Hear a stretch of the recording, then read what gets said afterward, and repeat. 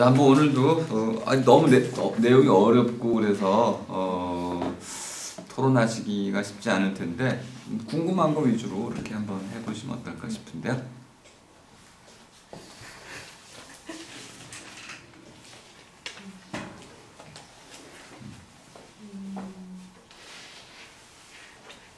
이 책은 흉기가 아닙니다.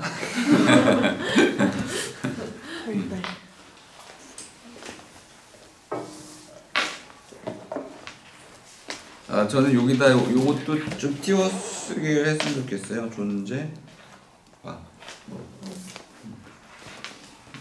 이게 너무 편파적이잖아. 와를 이렇게.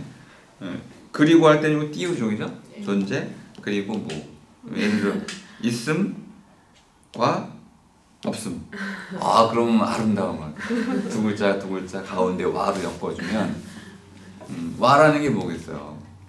이제 서로가 서로에게로 이렇게 오는 거잖아요. 이렇게 엮어주는 거, 오고 가는 거.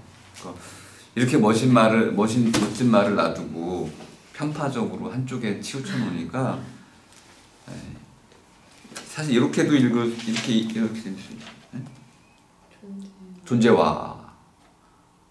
존재오라는 거죠.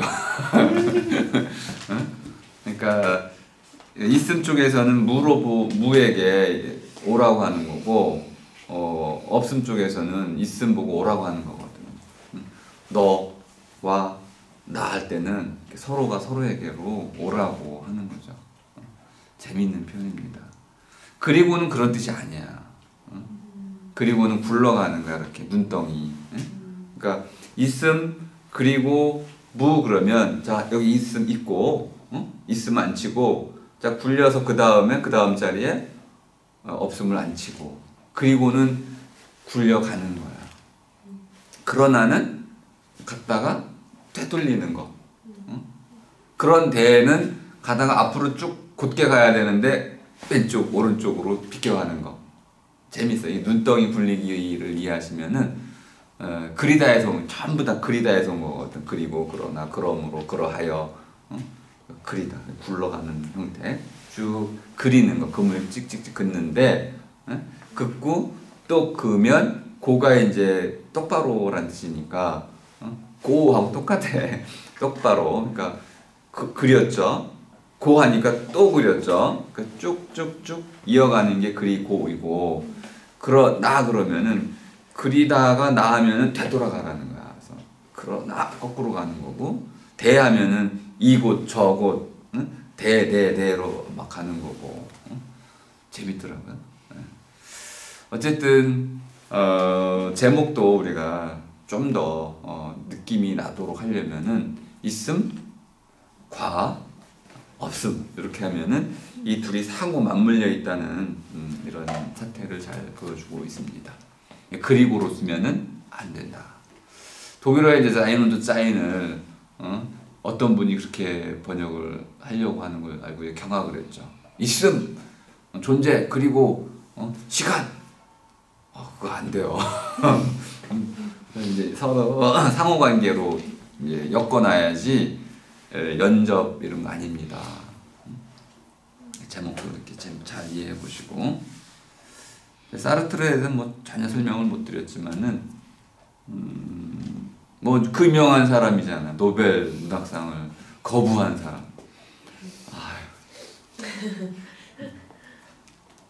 들레즈 그죠? 사르트르가 내 스승님이다. 그럴 일이 없겠지만 그런 사람이 있다는 것만으로 사실 자부심이 느껴집니다. 프랑스 사람들은 자부심 느낄만 해요.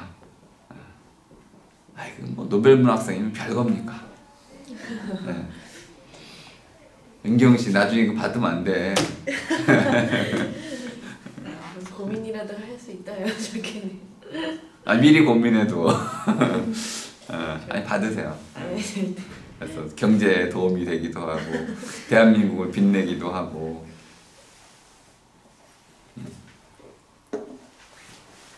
자, 아무나 뭐 질문 있으면 주시죠.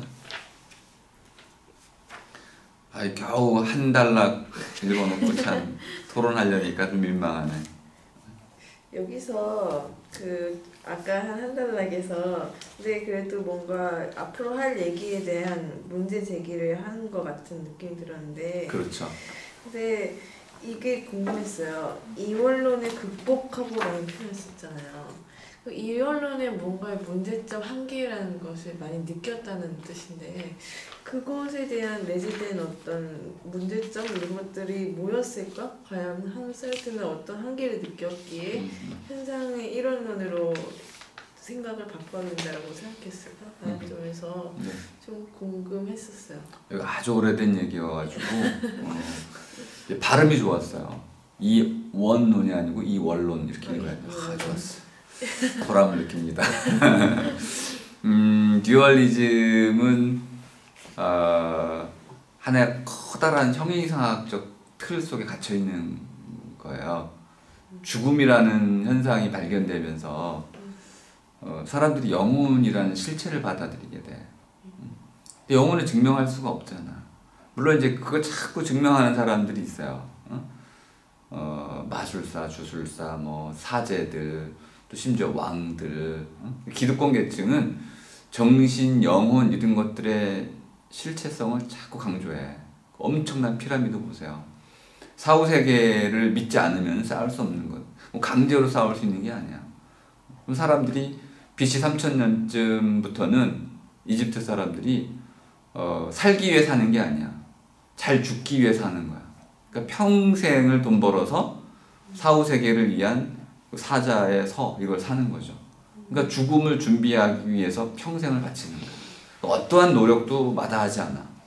이승에서 아무리 고통스러워도 뭐 저승 가서 잘 살면 되는 거니까.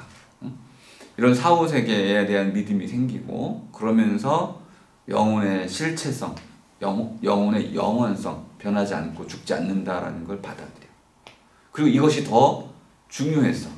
몸은 물질인데 이건 덜 중요하고 보이지도 않고 증명할 수도 없는 것을 더 중시해가지고 이걸 목적으로 삶을 살아왔던 거죠. 그러면 이원론의 출발은 금방 알 수 있네요. 죽음, 영원에 대한, 불멸에 대한 소망, 이것이 우리에게 이원론을 낳게 했다는 걸 알 수 있습니다. 이게 한번 만들어지면요, 이렇게 생겨나면 부정할 수가 없게 돼. 왕이 탁 인정하는 거를 그걸 부정할 수가 없잖아요. 로마 교황청이 신의 존재와 영혼의 또 정신의 이런 실제를 딱 포고를 내려가지고 선포하는데 거기서 영혼이 없습니다. 죽음은 모든 게 끝입니다. 이렇게 진화론자들이 얘기하면 저놈을 죽여라 이렇게 되는 거죠. 이런 이제 권력의 의미도 있었고 또 실제로 많은 사람들이 고통스러운 삶을 사는 시대일수록 사람들이 아주 비참한 삶을 살 때일수록 영혼에 대한 믿음이 강화돼. 이건 삶의 의미가 없잖아. 그러니까 저 세계를 자꾸 그리워하는 거죠. 거기에 의미를 더 두는데 이런 종교적이고 또 무속적이고 권력 또는 이제 제도 이런 것에 근거해가지고 이제 이원론이라는 것이 계속 무럭무럭 자라왔던 거예요. 그래서 이제 데카르트 이후로 오면 이원론을 극단화시켜. 왜 우리 현실에서는 영혼과 몸이 하나로 있잖아. 사람이라는 것이 사람의 몸도 있어야 되지만 사람의 마음도 있어야 돼서 몸, 마음이 하나지 뭐. 그럼 하나지 뭐 이렇게 말할 때는 둘이 연관되어 있고 밀접히 연관되어 있고 상호작용을 한다는 거죠. 자유의지를 설명할 수도 있어야 되잖아.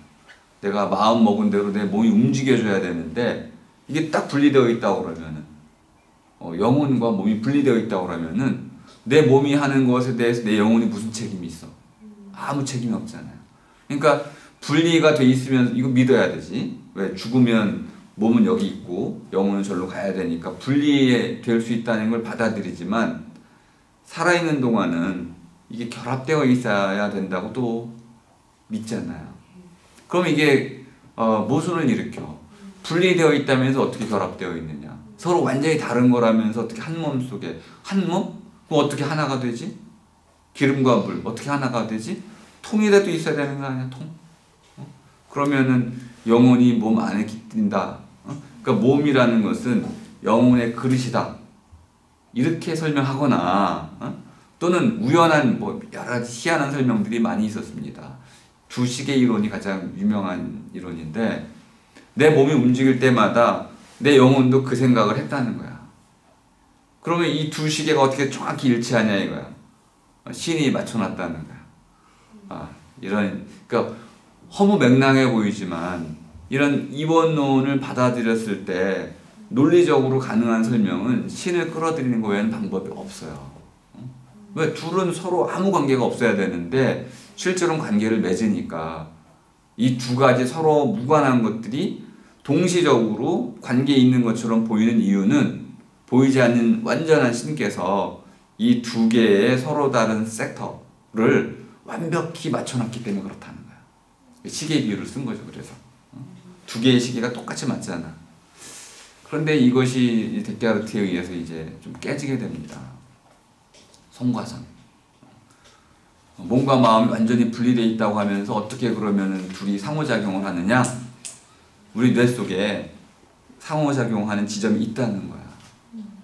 그리고 데카르트는 실제로 송과선이 있는지 없는지를 확인하기 위해서 해부까지 해. 프랑스에서는 금지되어 있었기 때문에 이제 네덜란드 가서 해부를 해가지고 확인을 해요. 그러면 요 몸과 마음이 연결되는 링크, 연결되는 지점이 있구나.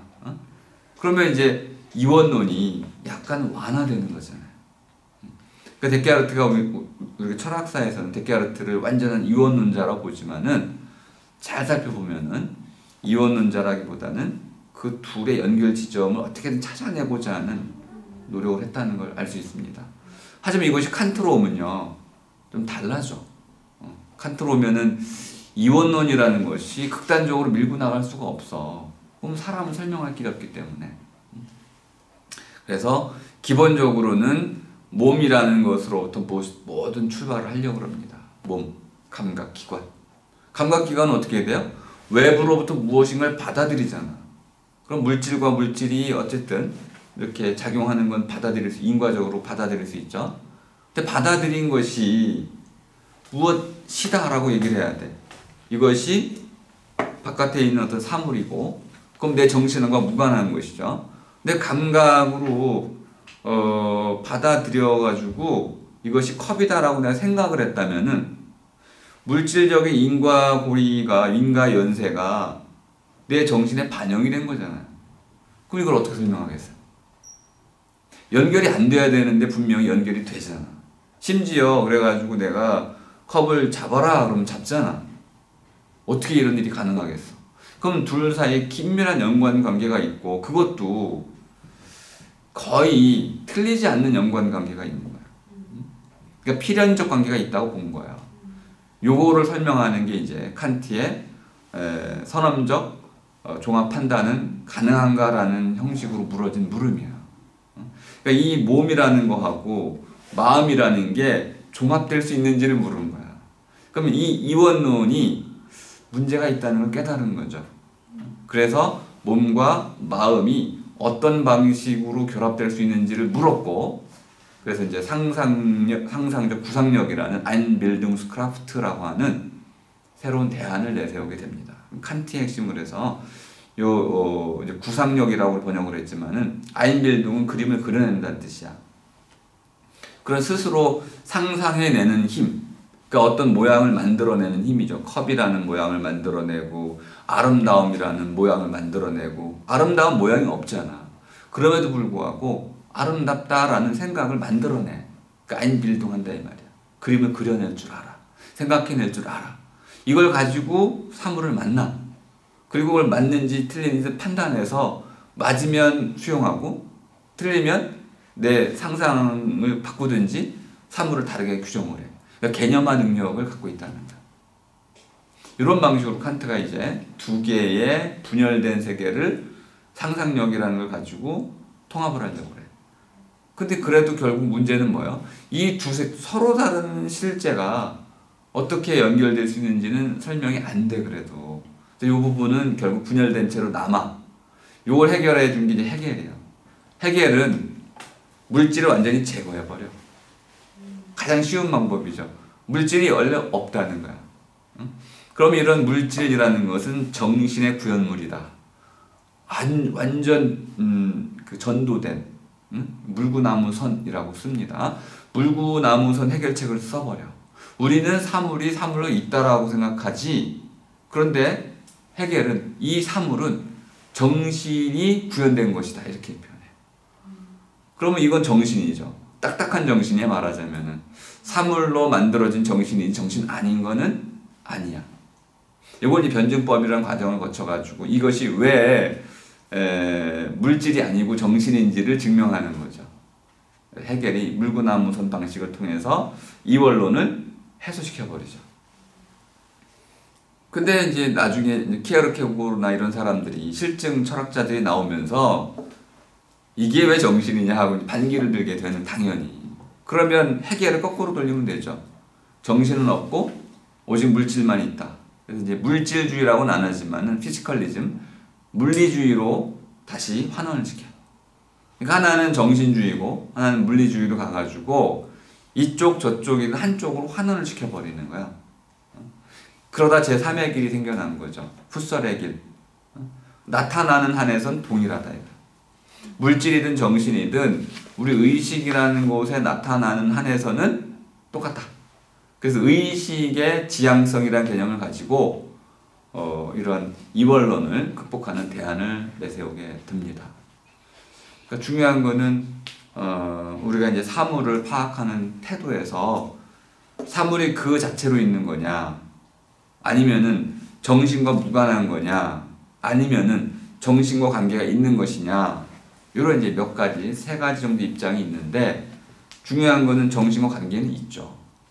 근데 정신을 우리가 실체로 인정하면 이 둘은 만나서 관계 맺을 수가 없어야 되는데 관계를 맺는 게 또 현실이야. 사실이야. 그럼 어떻게 관계를 맺는지를 설명해야 되는데 이원론을 전제로 하면 이 둘의 관계는 미스테리, 신비가 돼. 하지만 이원론을 포기하면 한쪽을 포기할 수도 있고 다른 쪽을 포기할 수도 있는데 일단 이원론적인 구도를 포기하면 남는 방식은 현상학밖에 없어요. 그런데 이제 하이데거는 해석학적, 존재론적 현상학이라는 새로운 장르를 또 발전을 시켜서 이원론적인 틀에 갇히지도 않고 또 현상학이라는 이론론에 갇히지도 않고 새로운 길을 찾게 되는 거죠. 요거에 이제 큰 영향을 받은 사람이 사르트르. 사르트르는 이제 실존이라는 뭐 이제 좀 어려운 표현으로 뭐 즉자, 대자, 타자라는 말로 번역이 됐지만은 나중에 제가 설명드릴 거야. 아주 쉬운 말들이야. 일본식으로 번역이 돼가지고 도저히 이해할 수 없는 번역이지만은 어쨌든 그 자체로 있는 것이 있고 그 자체로 있음. 이건 그 자체로 있음이죠. 의식이 없는 것들, 그 자체로 있음. 자기 자신을 의식하고 있는 것들, 내가 나라는 걸 알아차리고 있음. 그러니까 그 자체로 있음, 알아차리고 있음. 그다음에 이제 타자, 베타라는 건 뭐냐면은 다른 사람을 말하는 거야. 그러니까 서로 더불어 있음을 얘기하는 거죠. 아주 쉬운 말들이거든요.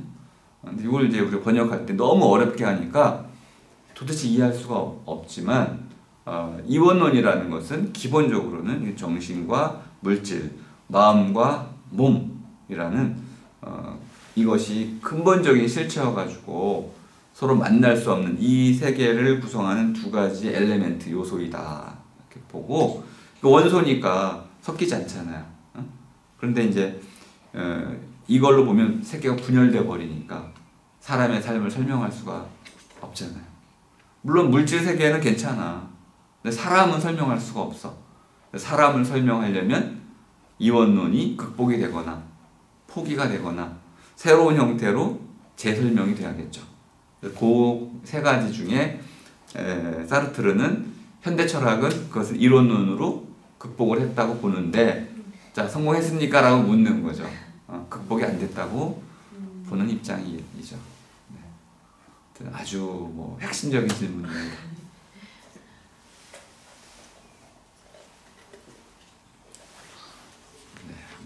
너무 어려워서 질문들이 안 나와요. 뭐 더 질문 있으신가요?